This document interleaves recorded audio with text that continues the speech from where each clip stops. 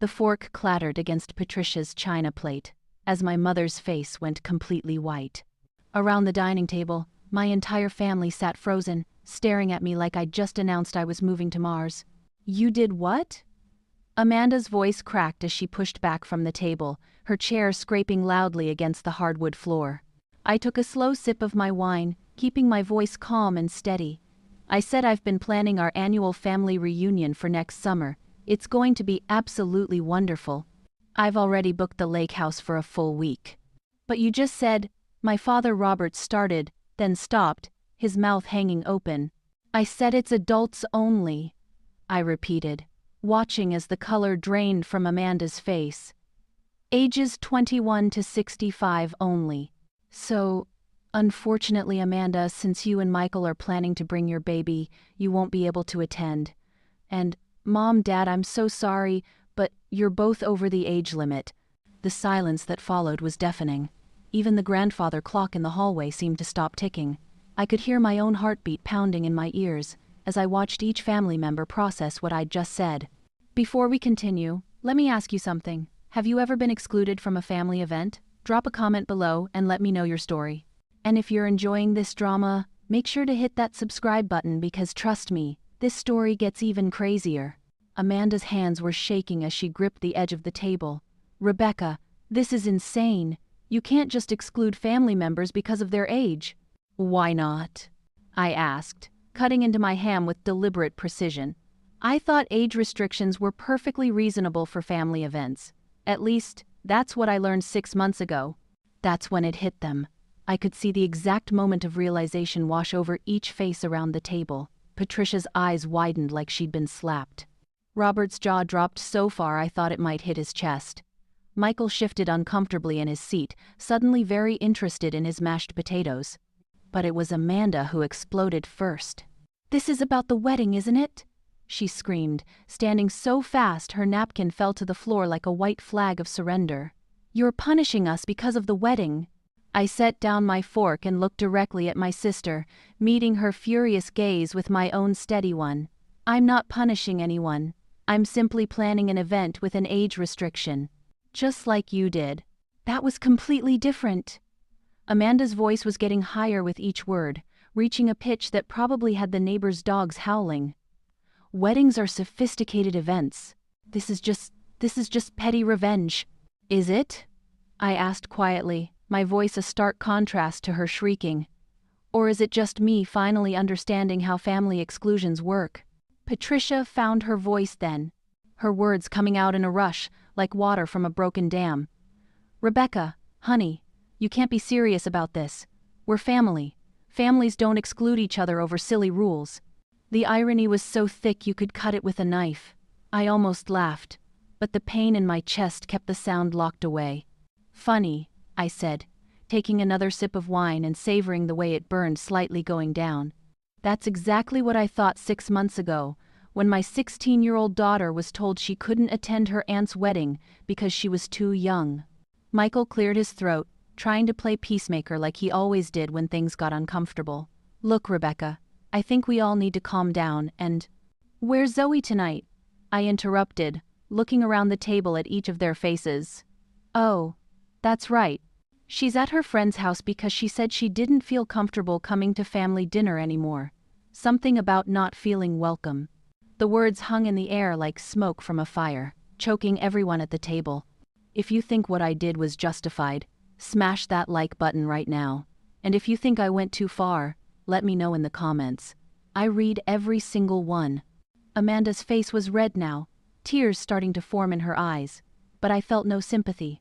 Not anymore. "You're destroying our family over this." "Am I?" I stood up slowly, my chair sliding back with a soft whisper against the hardwood. "Or did that happen 6 months ago when you decided my daughter wasn't good enough for your special day?" "That's not what happened." Amanda was crying now, mascara starting to streak down her cheeks. "You know that's not what happened." "Do I?" I picked up my wine glass and took another sip, watching her over the rim. "Because from where I'm standing, it looks exactly like what happened. You made a rule about age limits, and now I'm making one too." Patricia was wringing her hands, her wedding ring catching the light from the chandelier. "Rebecca, please, this is Christmas. Can't we just what, Mom? Pretend it never happened?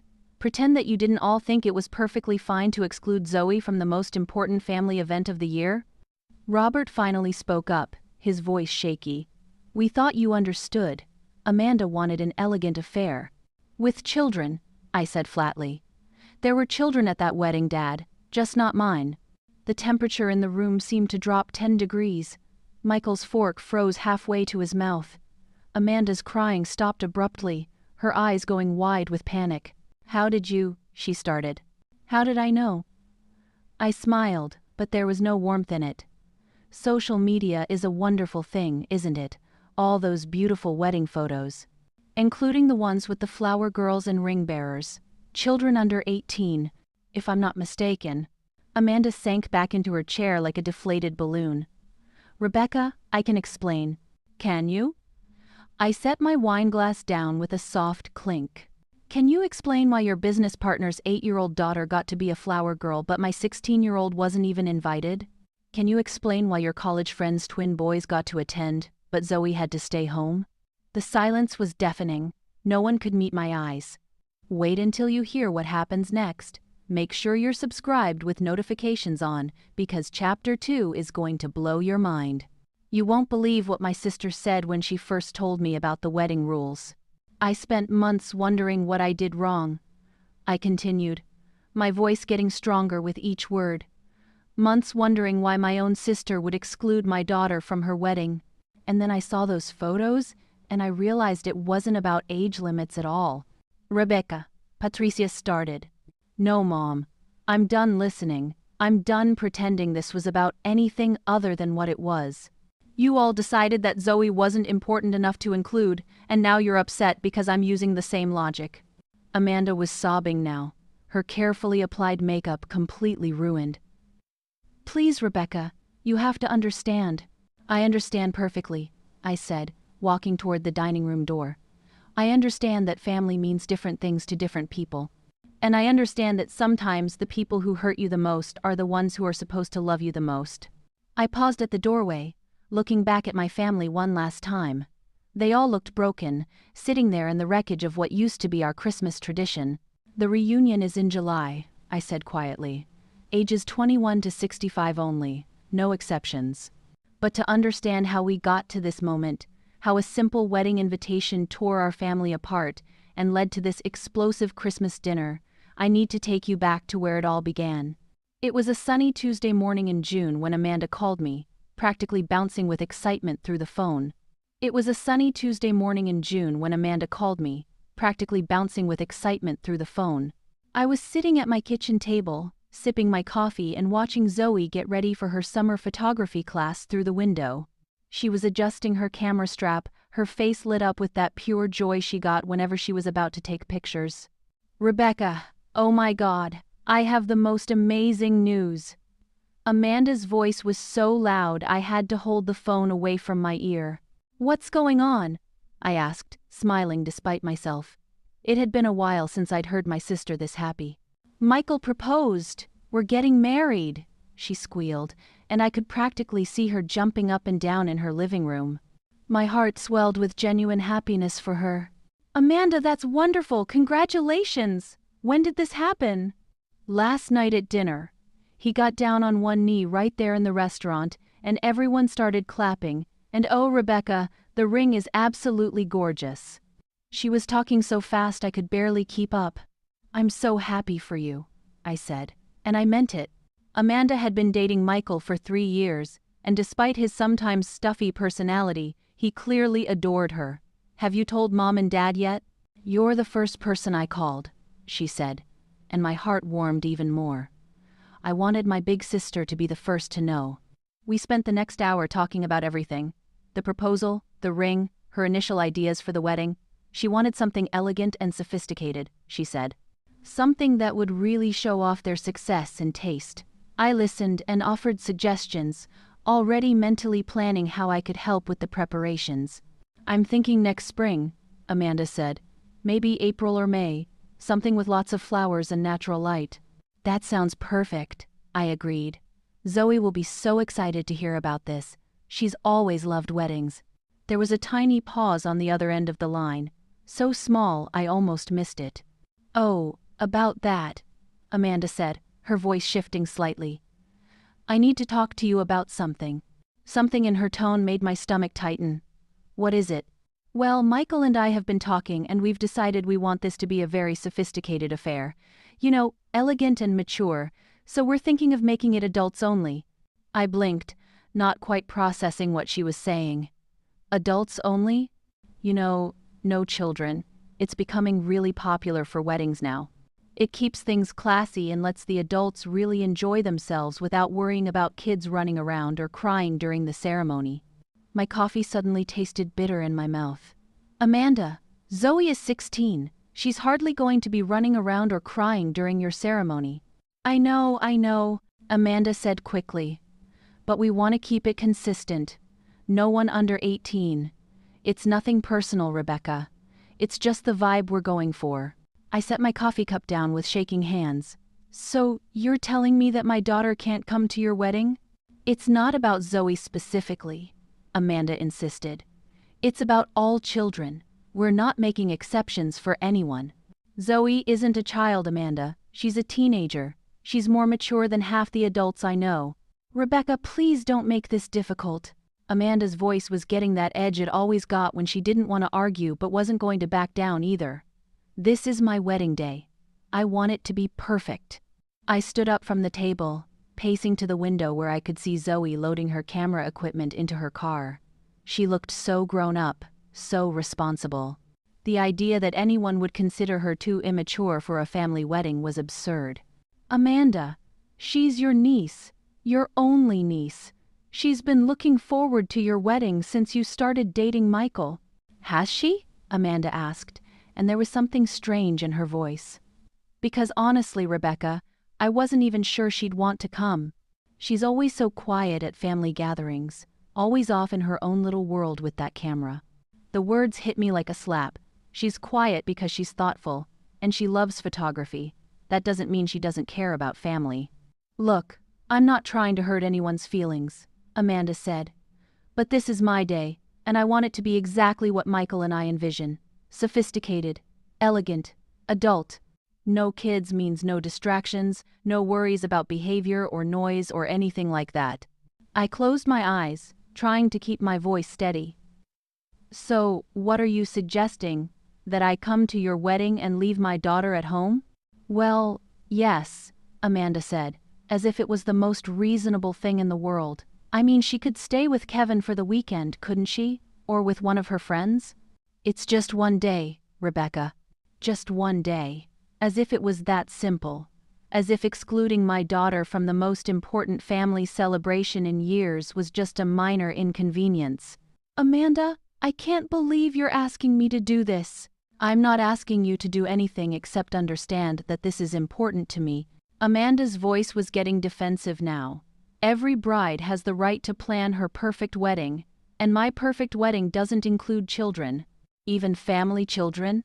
Especially family children, she said, and the words came out sharper than I think she intended.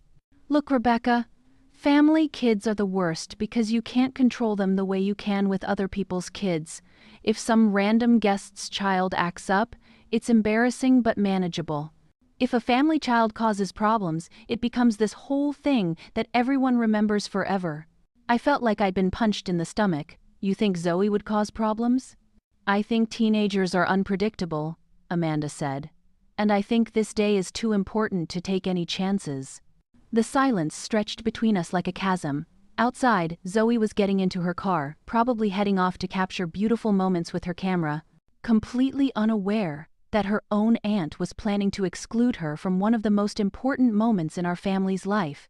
I need to think about this, I said finally. There's nothing to think about, Amanda replied.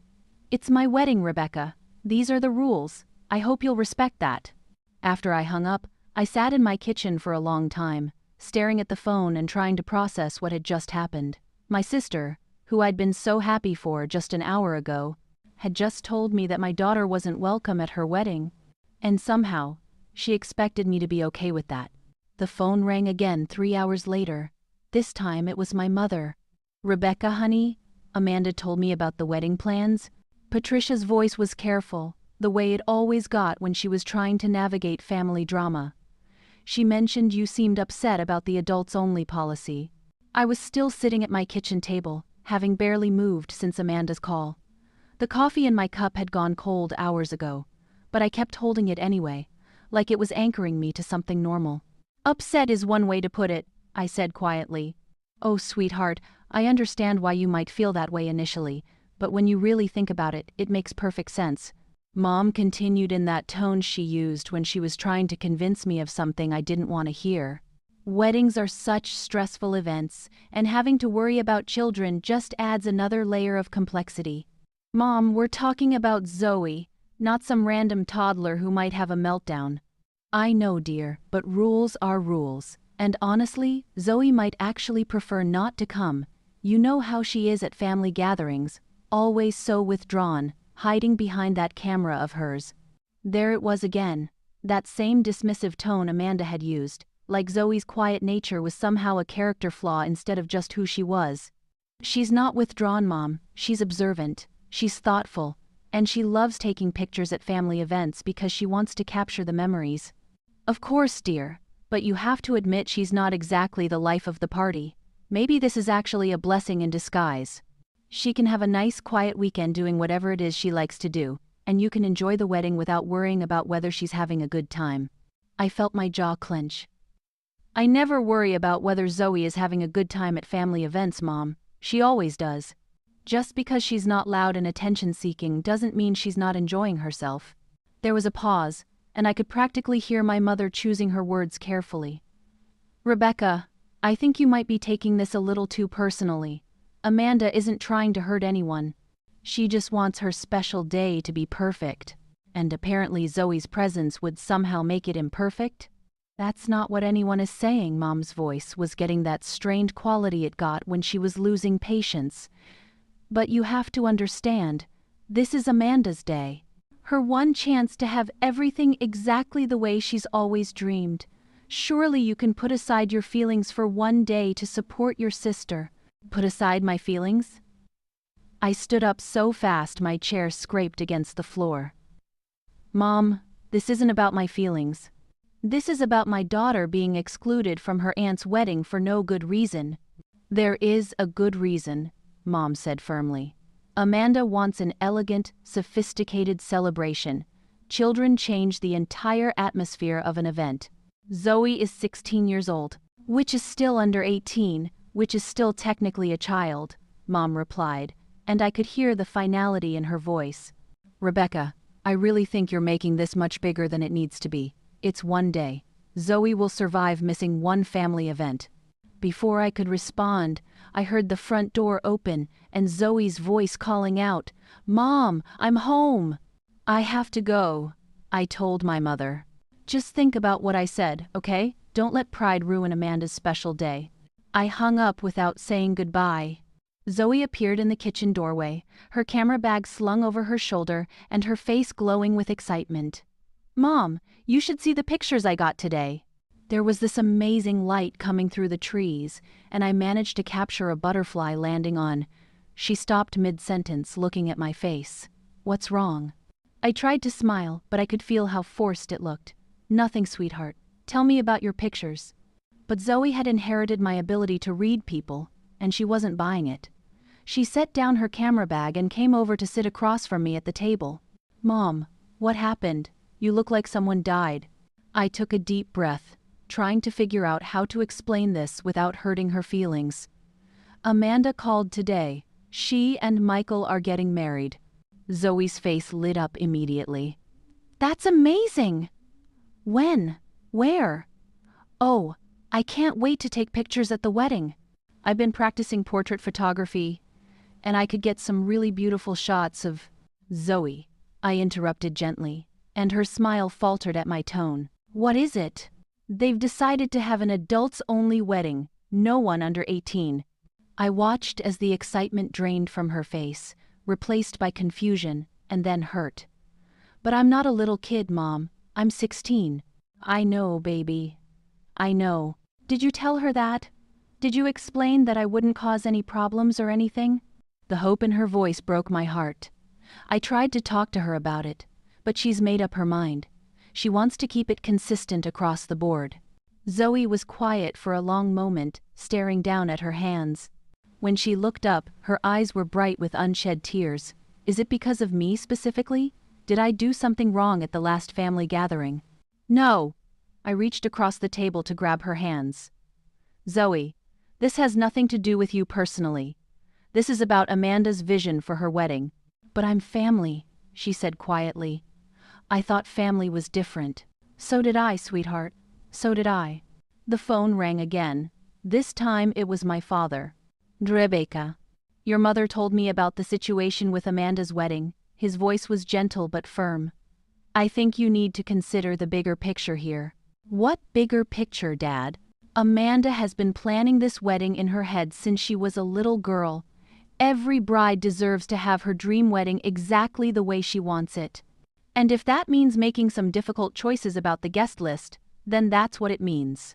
I looked at Zoe, who was pretending not to listen, but obviously hearing every word. Dad, we're talking about excluding your granddaughter from a family wedding. We're talking about respecting Amanda's wishes on her special day, he corrected. And honestly, Rebecca, I think you're being a bit dramatic about this. It's not like Zoe is being banned from the family. It's just one event. Just one event, I repeated flatly. Exactly. And think about it from a practical standpoint. Zoe could spend the weekend with Kevin. When's the last time she had a nice long visit with her father? This could actually be a good opportunity for them to spend some quality time together.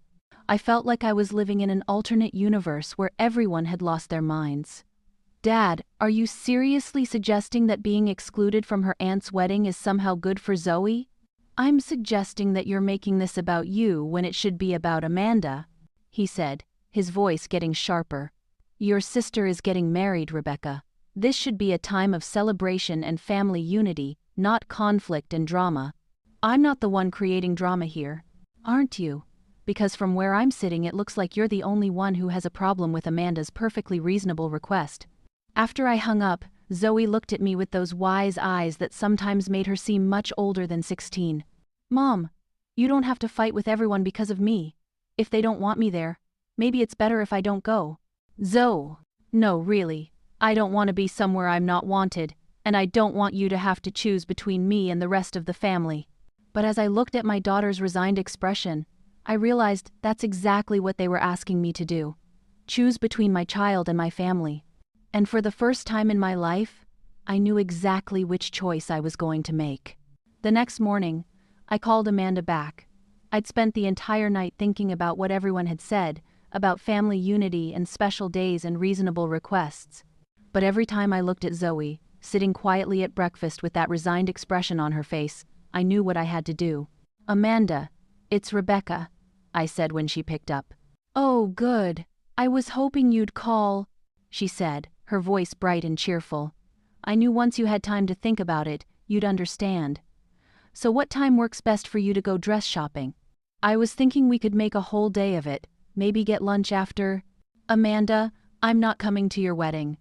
The silence on the other end stretched so long I thought the call had dropped. What do you mean you're not coming?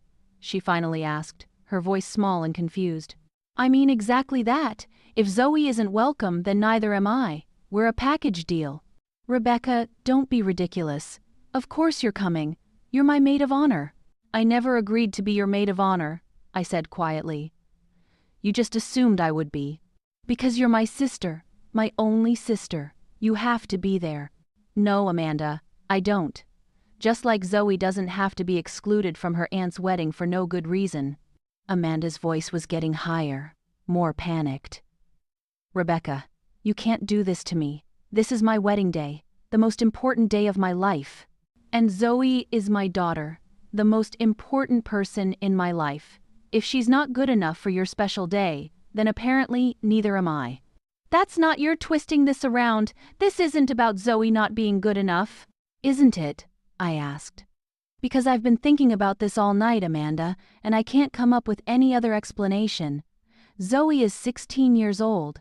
She's responsible, mature, and well-behaved. The only reason to exclude her is if you think there's something wrong with her.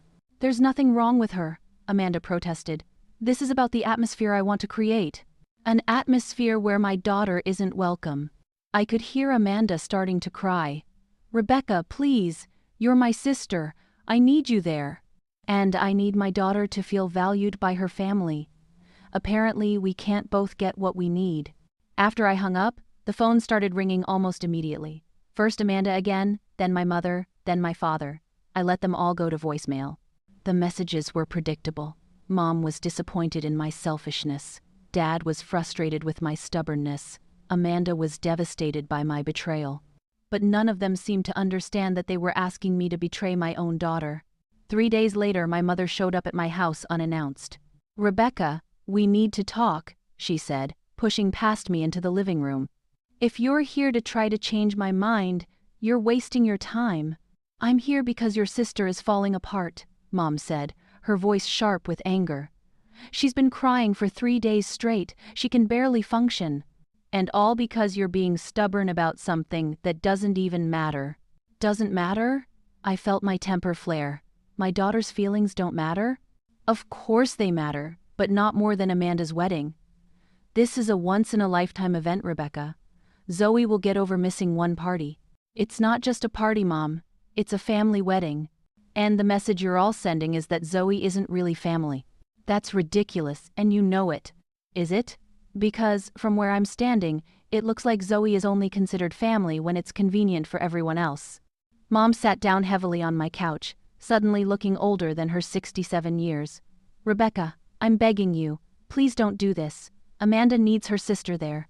And I need my family to treat my daughter with respect. We do treat her with respect. No, you don't. You dismiss her because she's quiet. You act like her interests don't matter. And now you want to exclude her from the most important family event in years, and you expect me to just go along with it. Mom was quiet for a long moment. When she spoke again, her voice was softer. What if we compromise? What if Zoe comes to the ceremony but not the reception? So she can watch her aunt get married, but not celebrate with the family afterward? How is that better?